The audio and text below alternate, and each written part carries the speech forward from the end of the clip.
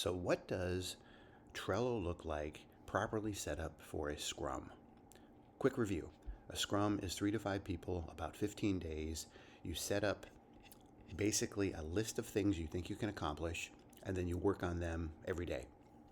You have a stand-up meeting at the beginning of each class to determine what got done from in progress, put it in the finish pile, and then continue to work on the things that are in your list. So you have a discussion of like, okay, these things in progress got done, you put them in a done pile.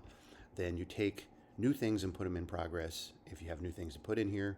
If you're still working on in progress stuff from the previous day, how's it going? Has anybody hit an impasse? Is there a problem that needs to be solved? Is there something that needs to be removed, potentially put back in the backlog to be dealt with later, or just not used in this project at all? So let's go over the process of what you see here real quick. Like, this team built their own board and made a bugs section because this is game design, and so things that come up they can throw over here to be dealt with, and the team can look at these as needed. Anybody could jump into this and work on it when they need to. The backlog is the beginning. What you do as a team is you write down everything you can think of that you're going to need to do to complete your project. Well, complete the Scrum, which is a 15-day cycle. So it may not finish the project, but it's what you think you can accomplish in 15 days of time. In our case, that's 15 class periods ish. Okay, depending on the time, it might be 13, it might be more than that. If we have a longer session, we break it up into multiple scrums because you don't make a scrum more than 15 days or 3 weeks of class time because that kind of defeats the purpose. Focusing for a short period of time with the things you think you can accomplish really helps the team focus on what needs to happen. So you make a list of things that you think you need to accomplish. You then determine which ones you think you can accomplish in the 15 days, because this list is always going to be too big. Theoretically, it should be too big. You're going to bite off more than you can chew, things that you don't think you can accomplish, but you basically brainstorm as many things as possible. Now, I'm going to give you a setup as a default for your class. You can add to that. You can leave some things in the backlog. But the idea is the first thing is take a look at this list, add to it, anything else you think you need to add to it. Then the team decides everything that they can accomplish or they think they can accomplish in the first 15-day process or whatever the time is. Next thing is you prioritize them. First thing, second thing, so on and so forth. You kind of organize these things in a rough order that you think it needs to happen.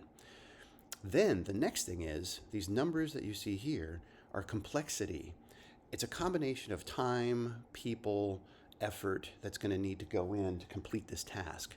So a task could be very simple. It could take 2-3 minutes. It could be something that's complex, meaning everybody working together, and it could be a day or two of class time. So to help us with the complexity, we have set these up to work with Fibonacci numbers. So for instance, if I look at this one, let's click on the title here. What you do is the story points can be arranged. Now they used this numbering scheme. Your board will be set up with Fibonacci numbers, and the idea is the numbers of complexity 1, 2, 3, 5, 8, 13, and so on help a team kind of go, well, a 1 could be one person working for a couple minutes. A 2 could be a longer process for a single person. A 3 would be maybe 2 people working on something for a little while, or a longer process for a single person. And as the numbers go up, you're adding what you think is the complexity. So a 13 is going to be multiple people working on something for a day or two. A 21 would be very complex. So that means it might take days for one person to work on it. Research needs to be done. You're not quite sure if it's even possible. A higher number. Infinity, which we're not going to use in the story points, is basically, we can't do it. So if you have an infinity option, that's just where you would leave it in the backlog and go, ain't going to happen. So that doesn't happen until we play Fibonacci poker. That's where you have your deck of cards with the Fibonacci numbers, and you'll learn more about that. But each player, we look at a task. Each player picks a card that represents the complexity of that task, puts it face down on the desk, and then everybody does that first. Nobody looks at them. Then everybody turns the card up at the same time. Then, this is the most important part. You discuss, without arguing, why you chose that number. And so if it's a low number, that's probably because you feel that it's a fairly easy process to get that task done.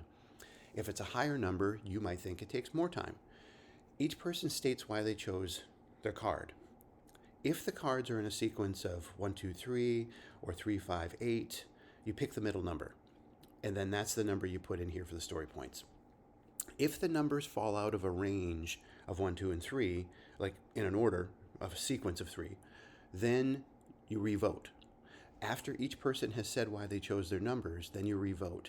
What tends to happen is the whole team will tend to get tighter. They'll either have a sequence that's closer together.